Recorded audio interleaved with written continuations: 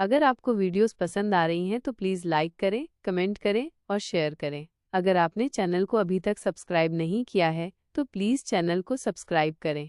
आज अनिका और रोहित नियत समय से पहले ही मीटिंग पैलेस में पहुंच चुके थे और इस वक्त अपर फ्लोर के हॉल में मौजूद थे। भूमिका और निखिल भी वहीं आ जाते हैं। इसके बाद वे एक टेबल के आसपास रखी हुई कुर्सी पर आमने सामने बैठ जाते हैं। इस तरह अचानक से यहाँ क्यों बुलाया है? क्या कोई परेशानी की बात है? अनिका कहती है, परेशानी तो हमारे साथ चलती है। आज हमारी नई परेशानी के समाधान के बारे में बात करने के लिए हमें तुम्हें यहाँ बुलाया है, अनिका जवाब देती है। भूमिका और निखिल अनिका की तरफ देखने लगते हैं।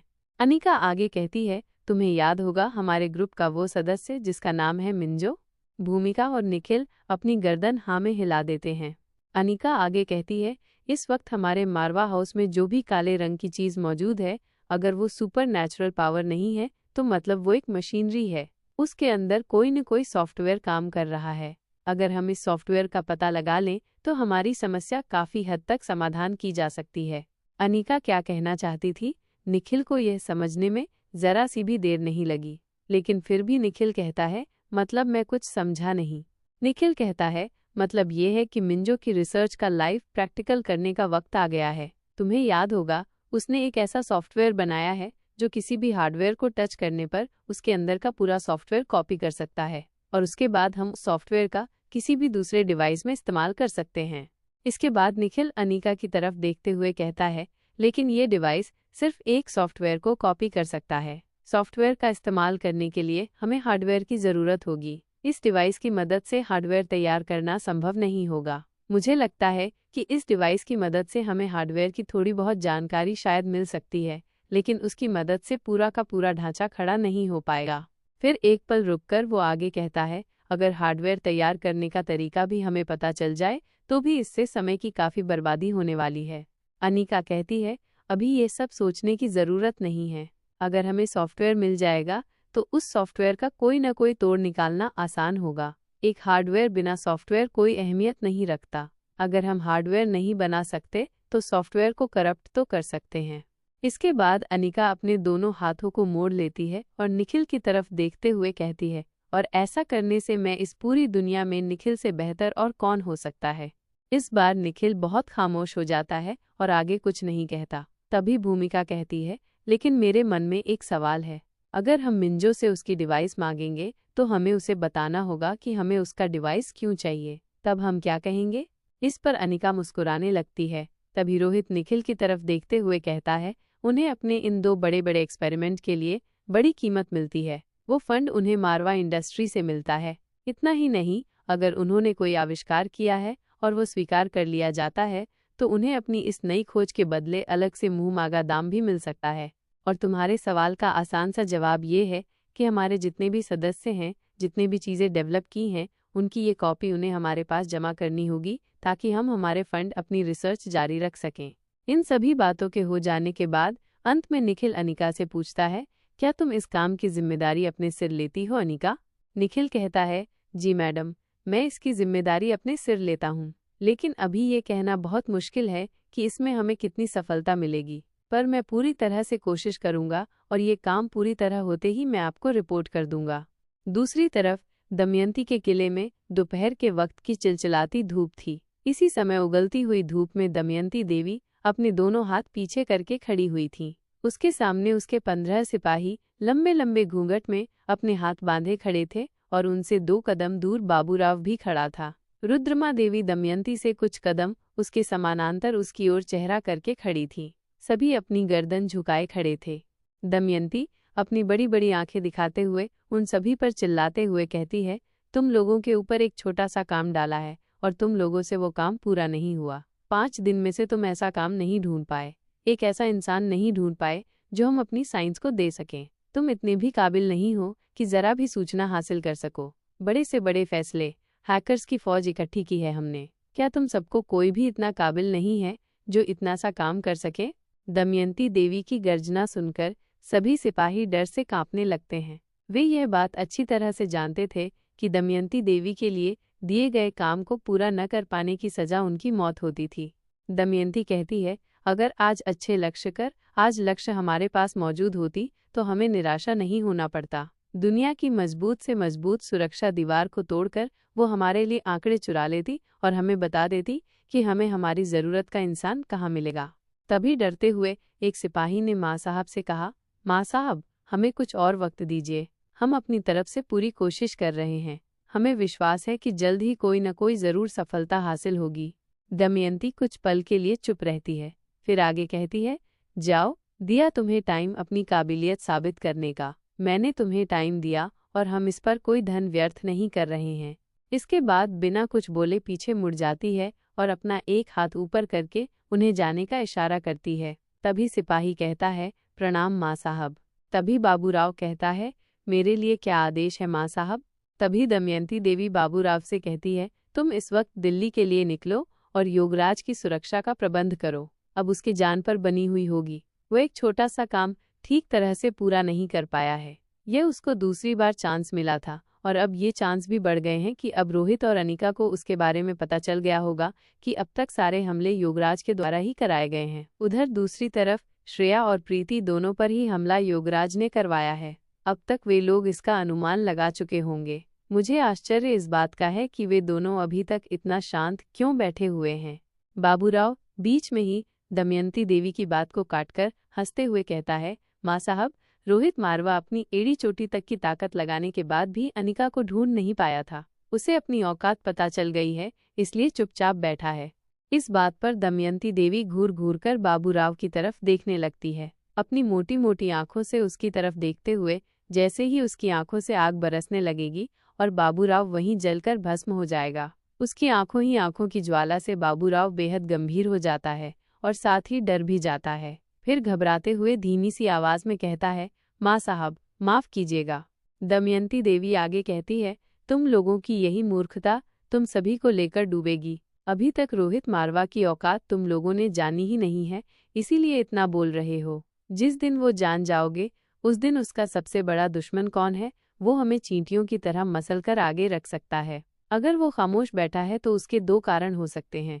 एक तो वो अभी तक हमारे बारे में नहीं जान पाया होगा, जिसका कारण है कि अनिका की याददाश्त मिट चुकी है, और दूसरा कारण हो सकता है कि वो सही वक्त का इंतजार कर रहा हो। अगर वो वक्त का इंतजार कर रहा है तो ये एक गहरी साजिश होनी चाहिए। अगर उसे इंसान की कोई ज़रूरत नहीं है, फिर दोबारा से पीछे की तरफ घूम जाती है और अपने चेहरे को हल्का सा आसमान की ओर उठाते हुए कहती है, जहाँ योगराज को मारने का सवाल है तो उसे मारने के लिए अनिका के पास याददाश्त का होना ज़रूरी नहीं। उसके लिए इतना जानना ही काफ़ी होगा कि उसके अपने आदमियों पर हमला करने वाला योगराज है। बताओ, क्या एक नागिन की याददाश्त जाने के बाद वो हमला करना भूल जाती है? तभी बाबूराव कहता है, नहीं माँ साहब। दमयंती देवी आगे कहती है, क्या याददाश्त शक्ति के जाने से किसी नागिन के जहर पर कोई असर हो सकता है? तभी बाबूराव फिर से कहता है, जी नहीं माँ साहब। अब दमयंती देवी बाबूराव की तरफ घूम जाती है और 2 कदम आगे जाकर कहती है, बाबूराव, वो अपनी पैदाइशी से ही लड़ना जानते हैं।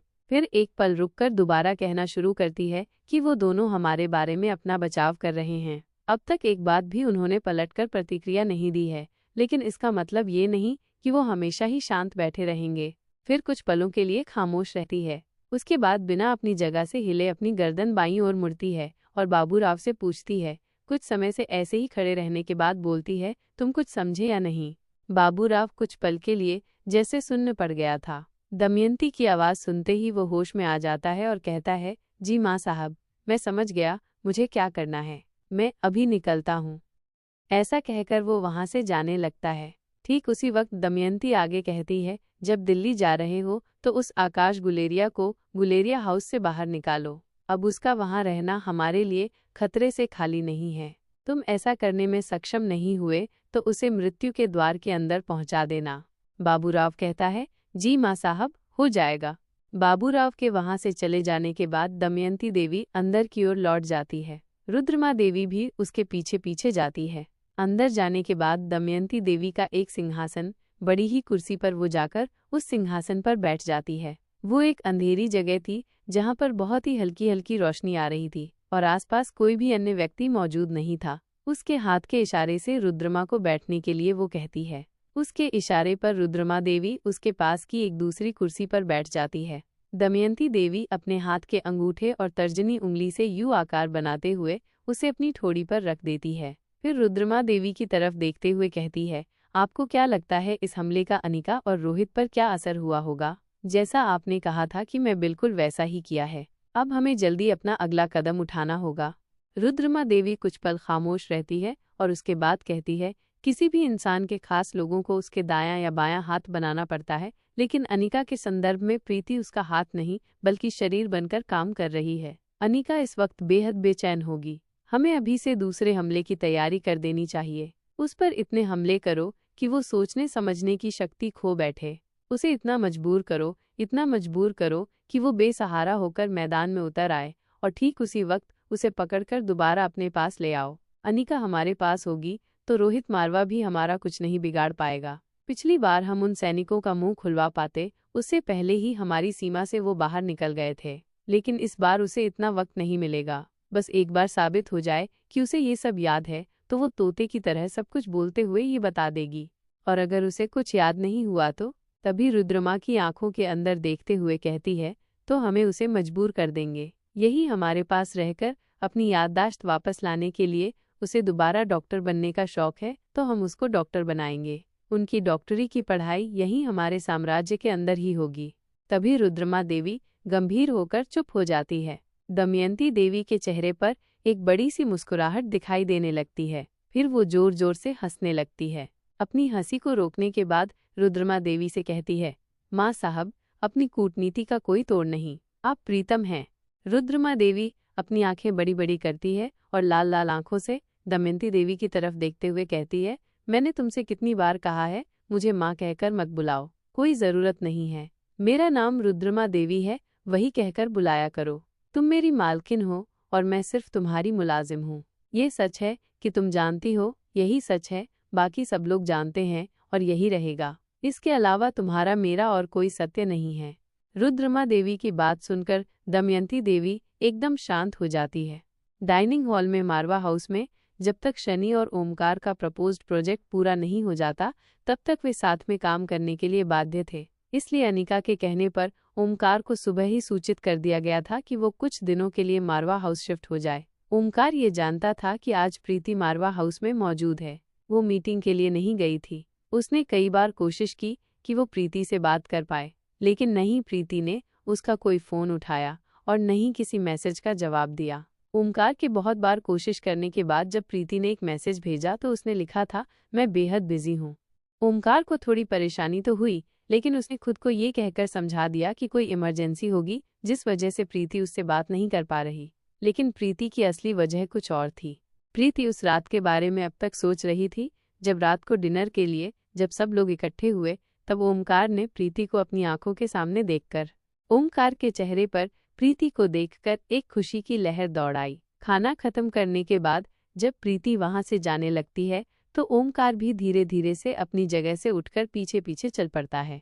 फिर प्रीति को रोकते हुए कहता है, क्या मारवा हाउस रुकने की सजा इतनी बड़ी है कि तुम मुझसे बात भी नहीं करोगी? अगर मुझे पता होता कि मेरे यहाँ आने से तुम्हें अच्छा नहीं लगेगा तो मैं यहाँ बिल्कुल भी नहीं आता। अब ओमकार प्रीति का रास्ता रोककर उसके सामने आकर खड़ा हो जाता है और फिर कहता है, मेरी यही गलती है, मुझे पहले तुमसे एक बार पूछ लेना चाहिए था। अब प्रीति चलते चलते अपने कदम को रोक लेती है और ओमकार को जवाब देती है, अगर अनिका दी ने तुम्हें यहाँ रुकने के लिए नहीं कहा है तो वो बिल्कुल सही ही होगा। मुझे इससे कोई ऐतराज नहीं है। वो मुस्कुराकर पूछता है, फिर तुम्हें मुझसे क्या प्रॉब्लम है? तुम मुझसे बात क्यों नहीं करना चाहती? बात करना तो छोड़ो, तुम मेरी तरफ देखती भी नहीं हो। प्रीति कहती है, मैं बहुत थक गई हूँ, शायद इस वजह से मैं तुम्हें ऐसा लग रहा होगा। ओमकार आगे कहता है, कुछ वक्त मेरे साथ रुको, तुम्हारी सारी थकावट दूर हो जाएगी। तभी प्रीति उकड़ा हुआ जवाब देती है, थकावट आराम करने से दूर होगी। जितना अधिक वक्त मैं इधर उधर घूमूंगी थकावट उतनी ज्यादा सिर चढ़ेगी। अभी मुझे जाना चाहिए। ऐसा कहकर प्रीति बिना एक पल रुके वहां से चली जाती है। ओमकार अपनी जगह पर खड़ा प्रीति को जाते हुए देखता रहा। वह जानता था कि इस वक्त प्रीति का ऐसा व्यवहार उसे बेहद हैरान कर गया है, पर कुछ देर वहीं खड़े रहने के बाद उसने खुद को समझाया, शायद वो किसी बात को लेकर ज्यादा परेशान हो। कल उसका मूड ठीक हो जाएगा, तब मैं उससे बात करूंगा। तभी ठीक उसी वक्त पीछे से सनी आया और ओमकार के कंधे पर हाथ रखते हुए बोला, क्या हुआ? कोई परेशानी दिख रही है? ओमकार ने उदास चेहरा लटकाकर जवाब दिया, उसने जरा सी भी बात नहीं की। यह सुनकर सनी मुस्कुराया और कहने लगा, लड़कियों का काम होता है इतना तो नखरा करना, बस आज उसे मौका मिल गया। इस पर ओमकार ने सनी की तरफ देखा और कहा, वो ऐसी नहीं है। अब सनी ने फिर मजे लेते हुए कहा, हाँ हाँ भाई, मुझे मालूम है, तेरे वाली ऐसी बिल्कुल भी नहीं है। क्या अभी अभी कोई और तुम्हें परेशान करेगा? जब ओमकार ने नाराजगी दिखाते हुए सनी की ओर देखा तो सनी मुस्कुराकर बोला, मजाक कर रहा हूँ ताकि तुम खुश हो जाओ, और तुम ही हो जिसके साथ मैं मजाक कर सकता हूँ, लेकिन तुम हो कि हंसने की बजाय और भी परेशान होते जा रहे हो।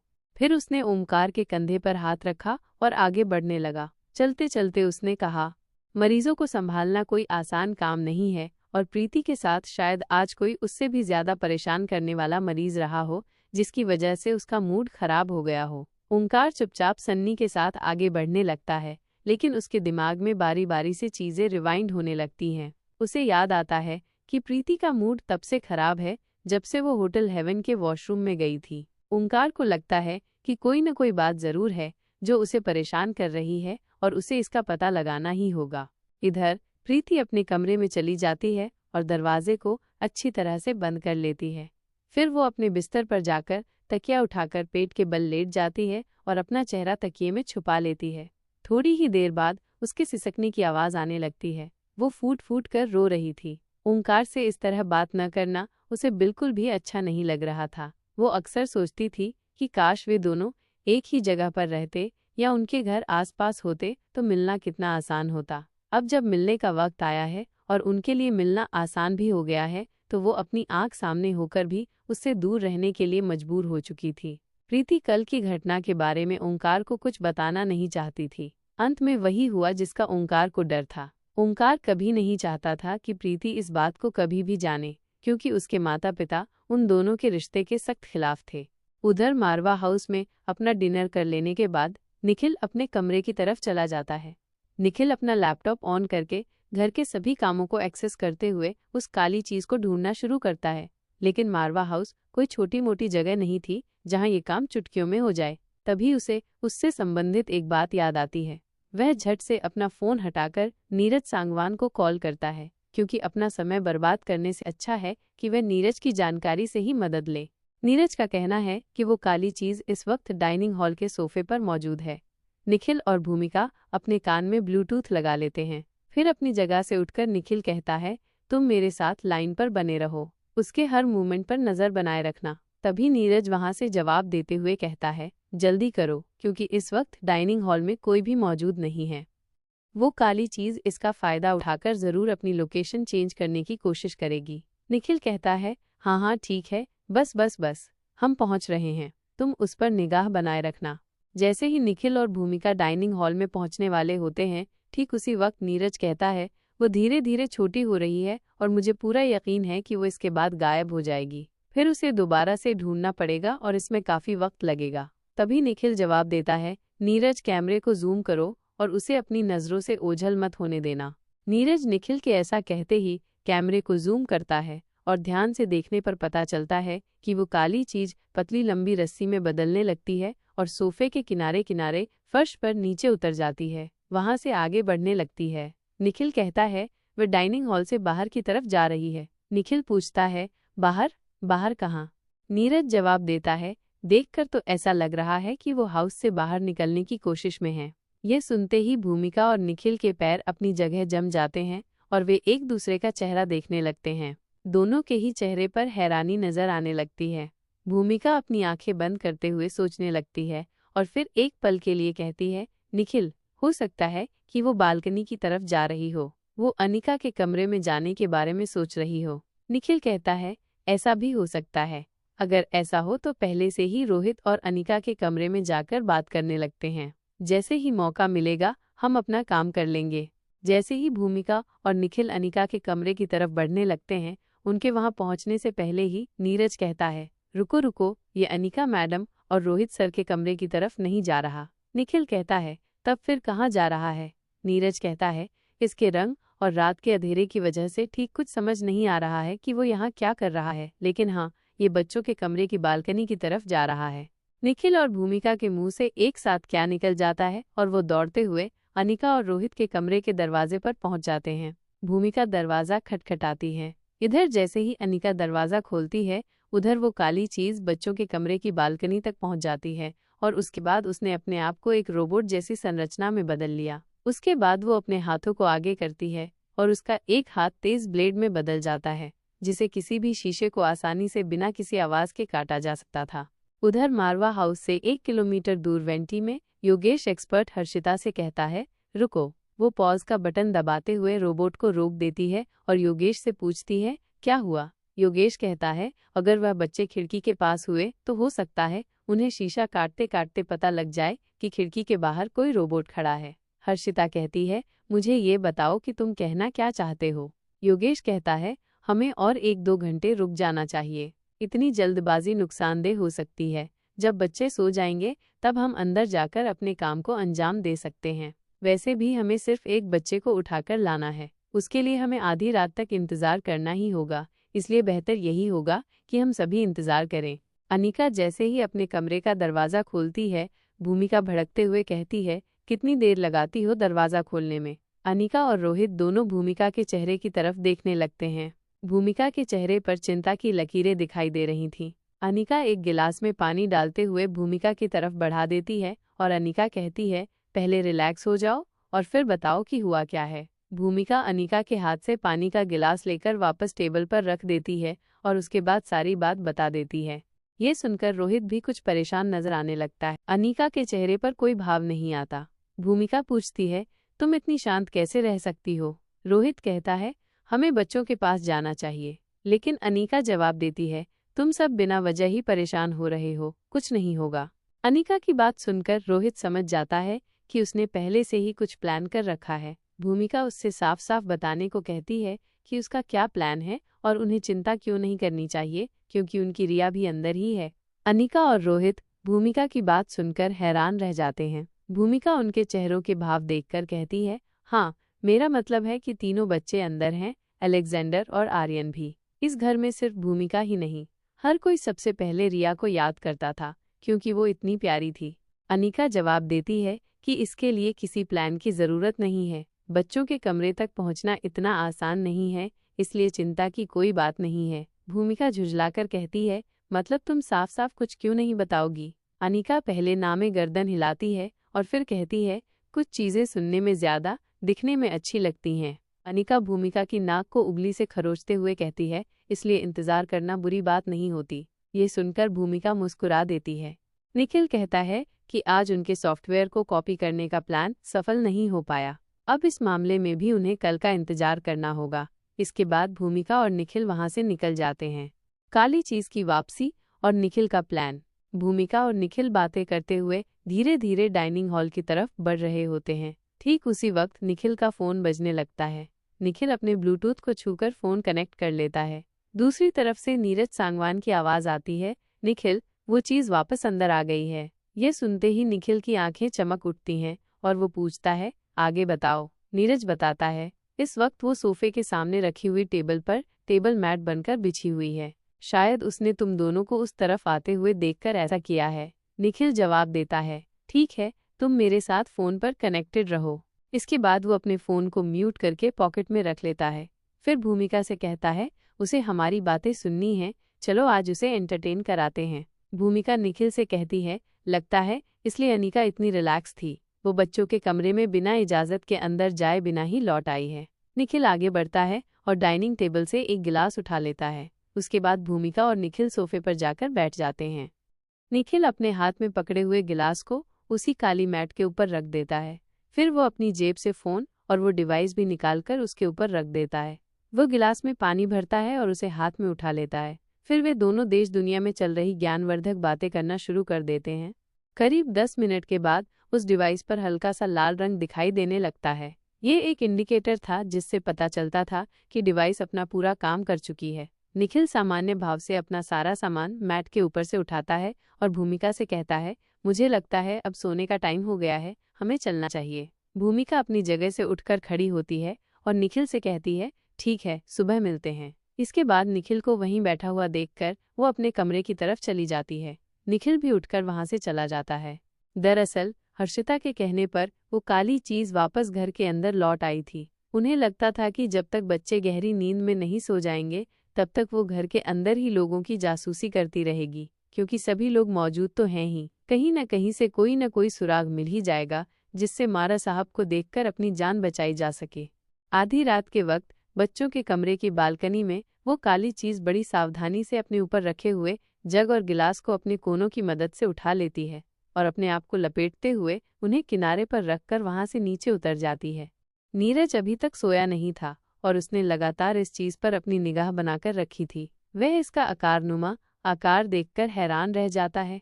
उसके बाद यह चीज बच्चों के कमरे के बाहर पहुंच जाती है।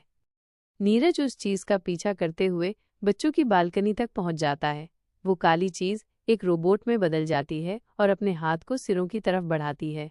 वो हाथ एक बार फिर से तेज ब्लेड में बदल जाते हैं और जब वो शीशे को काटने की कोशिश करता है तो शीशे पर जरा भी कोई असर नहीं पड़ता।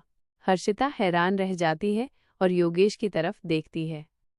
योगेश हैरान होकर पूछता है, यह कैसे हो सकता है? इतनी तेज ब्लेड से शीशा न कटे। हर्षिता सोचती है और फिर कहती है, हो सकता है कि यह कोई सामान्य शीशा न हो। यह शीशे जैसा दिखने वाला कोई बुलेट प्रूफ ट्रांसपेरेंट मटेरियल जैसा हो सकता है।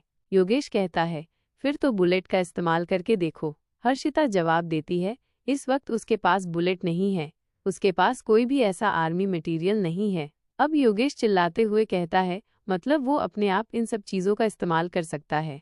हर्षिता चिल्लाते हुए कहती है, हमने उसे यहाँ पर जासूसी करने के लिए भेजा था, लड़ने लड़ाने के लिए नहीं। वो आगे समझाती है, ऐसे सामानों के साथ वो पतले पतले धागे और चटाई में कैसे बदल सकेगा। दूसरी बात, वो सब चीज इस्तेमाल कर पाए, बस उसे फाइनल मोड में डाला, फिर उसे फाइनल मोड में डाला जाएगा। उसकी सेटिंग सब चेंज करने के लिए उसे वापस बुलाना होगा। हर्षिता की बात सुनकर योगेश शांत हो जाता है और कहता है, ठीक है, आज रात उसे वापस बुला लो और उसे जो कुछ भी चाहिए उसे दे दो। उसे अभी भी इसी जगह पर छुपा कर रखना है जहां से हम कल अपना मकसद आसानी से पूरा कर सकें। हर्षिता को योगेश की बात सही लगती है और वह कहती है, ठीक है। दूसरी तरफ सन्नी ओंकार के चेहरे पर उदासी देखकर उसे अपने साथ अपने कमरे में ले आता है। ओंकार अपने हैरान परेशान चेहरे के साथ जाकर सोफे पर बैठ जाता है। वो भी लगातार कुछ सोच ही रहा था। इससे पहले सन्नी उससे बात करता उसके फोन पर एक मैसेज आ जाता है। मुक्ता पाराशर अपनी हवेली में अपने कमरे में बेड पर बैठी हुई थी। रात का वक्त था, सोने का समय चल रहा था। इस वक्त उसने सफेद रंग का नाइट सूट पहना हुआ था। आज उसके कमरे की सजावट भी उसके कपड़ों से कुछ मिलती जुलती दिखाई दे रही थी। उसने एक तकिया लेकर अपनी गोद में रख दिया। इस वक्त उसके बेडरूम में बिछी हुई बेडशीट, कमरे में हर तरफ सजावट का सामान, सब कुछ एक ही रंग का दिखाई दे रहा था। मुक्ता के लंबे सीधे बाल खुले हुए थे। ये सभी देखकर कुछ ऐसा आभास हो रहा था जैसे सफेद बादलों के बीच चांदनी रात में चांद दिखाई दे रहा हो। मुक्ता ने अपना फोन उठाया और फिर खुद से कहते हुए, उनमें से किसी का भी कोई भी फोन कॉल या मैसेज नहीं आया। उन्हें अब तक शायद ये खबर मिल चुकी होगी कि उनके साथ क्या होने वाला है। अगर उनके पास पूरी जानकारी नहीं है तो ये दुखद होगा। हम खुद ही मैसेज करके पता करते हैं, मुक्ता ने सोचा। जैसे ही उसने अपना फोन उठाया, वो दोबारा सोचने लगी, सन्नी जी को साफ साफ कह देंगे कि हमने उस रिश्ते के लिए मना कर दिया है, इसलिए ओमकार जी और प्रीति जी दोनों को बिल्कुल भी परेशान होने की जरूरत नहीं है। तभी मुक्ता के मन में ख्याल आया, अगर अभी तक उन्हें इस बारे में कोई खबर नहीं मिली होगी तो इस बारे में बात करके उन्हें परेशान करने का कोई मतलब नहीं। फिर वो खुद से ही पूछती है, अब क्या करें? मुझे लगता है मुझे पहले ये पता कर लेना चाहिए कि उन्हें इस बारे में कोई जानकारी मिली है या नहीं। मुक्ता खुद से ही डरते हुए कहती है, हाँ, यही सही रहेगा, हमें यही करना चाहिए। ये सोचते ही उसने एक मैसेज टाइप किया और सन्नी को भेज दिया। सन्नी ने जैसे ही अपना फोन उठाया, उसे मुक्ता का मैसेज दिखा। मुक्ता का मैसेज देखते ही सन्नी के चेहरे पर खुशी की लहर दौड़ गई और उसकी आंखों के सामने मुक्ता का बेहद खूबसूरत चेहरा घूमने लगा। उसे अंदर ही अंदर एक बेहद खूबसूरत एहसास हुआ। सन्नी जाकर अपने बेड पर बैठ गया और फिर मैसेज पढ़ा। मुक्ता ने पूछा था, क्या सब ठीक है? सन्नी ने जवाब दिया, हाँ, यहाँ सब ठीक है, पर तुम ऐसा क्यों पूछ रही हो? मुक्ता ने कहा, क्या आपको कोई ऐसी खबर नहीं मिली जिससे आपका दोस्त दुखी हो? सन्नी पहले थोड़ा हैरान हुआ, फिर सोचने लगा कि ओमकार उसका बचपन का दोस्त है। इतनी पुरानी दोस्ती के बाद भी वो दूर रहकर उसके बताए बिना उसके मन का हाल नहीं जान पाता, और मुक्ता ने 2 दिन की दोस्ती में इतना सब समझना शुरू कर दिया है। इस लड़की में इतना टैलेंट कैसे हो सकता है। फिर उसने जवाब लिखा, अरे वाह, तुम एक अच्छी डिज़ाइनर होने के साथ साथ तुम एक अंतर्यामी भी हो। तुम्हें कैसे पता चला कि वो दुखी है? मुक्ता ने जवाब में लिखा, दोस्तों के मन की बात जानने के लिए अंतर्यामी होने की ज़रूरत नहीं होती, बस उनकी ज़िंदगी में क्या चल रहा है इतना जान लेना ही काफ़ी होता है। सनी ने मुक्ता को दूसरा मैसेज भेजा, ज़रूर तुम्हारी प्रीति से बात हुई होगी, क्या उसने तुम्हें बताया कि उसका मूड क्यों खराब है? मुक्ता ये सुनकर हैरान रह गई। अगर सनी को पता है कि क्या बात है तो जाहिर सी बात है कि उसे प्रीति के खराब मूड का कारण भी पता होगा। मुक्ता ने जवाब दिया, नहीं, मेरी प्रीति से कोई बात नहीं हुई, लेकिन जब इतनी बड़ी बात हो तो मूड खराब होना सामान्य है। सनी थोड़ा हैरान हुआ और पूछा, तुम किस बारे में बात कर रही हो? मुक्ता ने कहा, हम ओंकार जी और प्रीति जी के बारे में बात कर रहे हैं। सनी ने फिर पूछा, उनके बारे में क्या बात कर रही हो? ऐसा क्या हुआ है जो तुम जानती हो और मुझे नहीं पता? मुक्ता ने तुरंत पूछा, क्या आपको सच में कुछ नहीं पता? क्या हमें वीडियो कॉल करनी चाहिए? सनी ने जवाब दिया, इस वक्त ओमकार मेरे कमरे में ही है, क्या इस वक्त बात करना ठीक होगा? मुक्ता ने कुछ सोचा और फिर कहा, मुझे लगता है कि हम सभी को कल एक बार फिर मिलना चाहिए। सनी ने उदासी भरा चेहरा भेजा और लिखा, हम सभी का मारवा हाउस से बाहर निकलना बैन हो गया है, कुछ दिनों तक हम में से कोई भी बाहर नहीं जा सकता। मुक्ता ने पूछा, हम में से मतलब? सनी ने जवाब दिया, हाँ, मैं, प्रीति और ओमकार भी। हमें प्रोजेक्ट की वजह से मारवा हाउस में शिफ्ट कर दिया गया है, हवेली में। मुक्ता ये सुनकर परेशान हो गई और अपने बिस्तर पर खड़ी होकर इधर उधर टहलने लगी। मुक्ता की दूरदृष्टि काफी सटीक थी। वो अच्छी तरह जानती थी कि ओमकार और प्रीति के साथ इस रिश्ते की बात सनी और उसके बीच कितनी बड़ी मुसीबत खड़ी कर सकती है। वो बस इस बात को लेकर अपना दृष्टिकोण उन सभी के सामने पूरी तरह से स्पष्ट कर देना चाहती थी और ये बताना चाहती थी कि इस पर उसकी क्या प्रतिक्रिया है। इसके अलावा उसके मन में ये आशंका भी थी कि प्रीति उसके बारे में क्या राय बनाएगी। वह क्या सोचेगी कि एक तरफ मुक्ता सनी से मिलने की कोशिश कर रही है और रिश्ते बढ़ाने का प्रयास कर रही है और दूसरी तरफ वो ओमकार से सगाई करना चाहती है। तभी मुक्ता के मन में एक और डरावना ख्याल आता है, कहीं वे तीनों दोस्त ये न समझ बैठें कि मुक्ता सनी के साथ रिश्ते इसलिए बढ़ा रही है ताकि ओमकार के बारे में जान सके। वो अपने हाथ से माथे पर सिर लगाकर कुछ सोचने लगती है। मुक्ता, जल्दी सोचो। कुछ सोचने के बाद वह अपने फ़ोन पर मैसेज टाइप करती है, आज सभी को बाहर जाने से रोका गया है, लेकिन बाहर से किसी के आने पर तो कोई प्रतिबंध नहीं है। सनी मुक्ता का मैसेज पढ़कर ये समझ तो जाता है कि वो क्या कहना चाहती है, लेकिन फिर भी उत्सुकता से पूछता है, मतलब? मुक्ता जवाब देती है, मतलब यही कि हम आप तीनों से मिलने मारवा हाउस आ सकते हैं। सनी जवाब लिखता है, क्या तुम श्योर हो कि तुम हमसे मिलने के लिए मारवा हाउस आना चाहती हो? सनी का मैसेज पढ़कर मुक्ता भी असमंजस में पड़ जाती है, क्योंकि 2 दिन की दोस्ती में मारवा हाउस पहुंच जाना बड़ा ही अजीब लगता। लेकिन फिर मुक्ता दोबारा कुछ सोचती है और लिखती है, ये सब आप हम पर छोड़ दीजिए, हम सभी का मिलना बेहद जरूरी है। हम आप सभी से मिलने का कोई न कोई उपाय निकाल लेंगे। मारवा हाउस से 1 किलोमीटर दूर। दूसरी तरफ एक वैनिटी ट्रक के अंदर आधी रात का वक्त था जब हर्षिता और योगेश के अलावा एक रोबोट खड़ा था। हर्षिता कहती है, इसका असली रूप यही है। योगेश पूछता है, तो तुम्हारे कहने का मतलब है कि यह एक रोबोट है? हर्षिता अपनी गर्दन हिलाती है और उस निर्जीव से खड़े रोबोट के टेरेरिया पर अपनी उंगलियों से प्रेस करती है। लगातार 3 सेकंड तक दबाए रखने के बाद उसके अंदर से 3 छोटी लाल लाइटें ब्लिंक होती हैं। योगेश कहता है, मुझे एक बात समझ नहीं आई हर्षिता। हर्षिता अपना काम करते हुए अपनी निगाहें योगेश की तरफ करती है और दोबारा अपना काम करने लग जाती है। योगेश आगे कहता है, जब यह खुद किसी भी हथियार में बदला जा सकता है तो फिर हमें इसे सामान देने की ज़रूरत क्या है?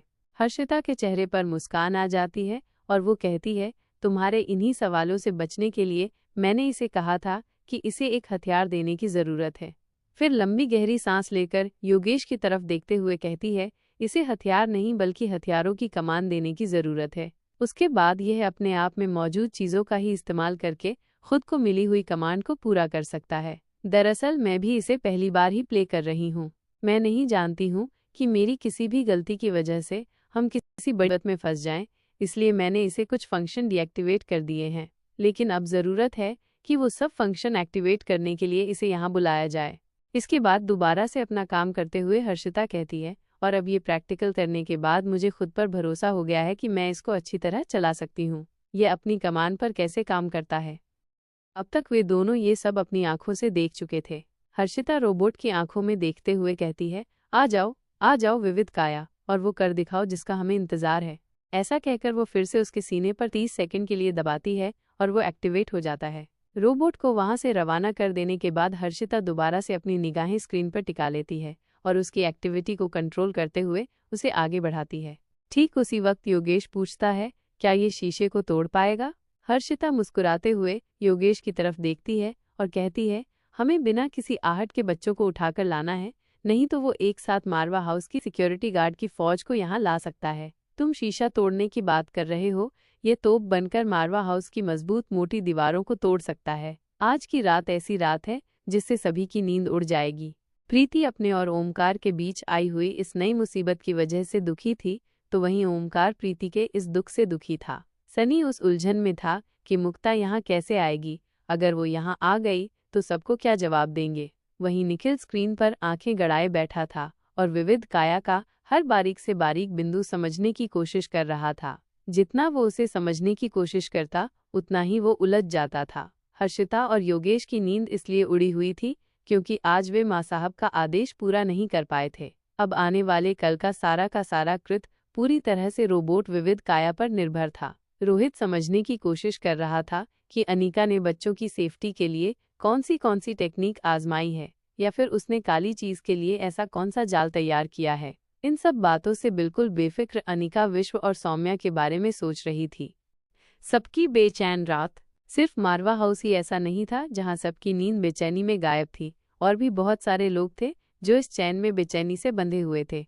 गुलेरिया हाउस में बिस्तर पर लेटा हुआ आकाश लगातार ये समझने की कोशिश कर रहा था कि जिंदा रहने के बाद भी उसका शरीर रिकवर क्यों नहीं हो रहा है, उसकी रिकवरी इतनी धीमी क्यों है, कब वो ठीक होगा और कब अपने साथ सभी घरवालों के साथ साथ बता पाएगा कि अंदर ही अंदर घबरा भी रहा था। न जाने इसका क्या परिणाम होगा अगर सब मुझसे पूछेंगे कि आकाश कहाँ है, तो मैं क्या जवाब दूंगा।